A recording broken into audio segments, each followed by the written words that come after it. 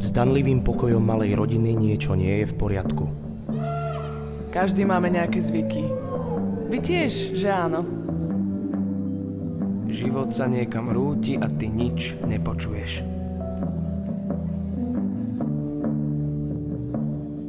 Dom sa stáva väzením a v rodine sa začína vytvárať zväzujúca a ťaživá atmosféra.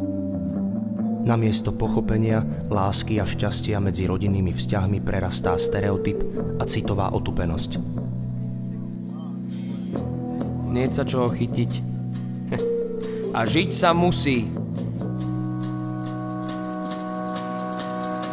Začína pršať. Keď prší, otvorí okno.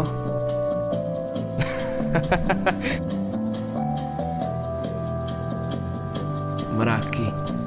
Len samé mraky. Sú chladné, nesprchne do nich. Poplakať si tu môžete. Chcete?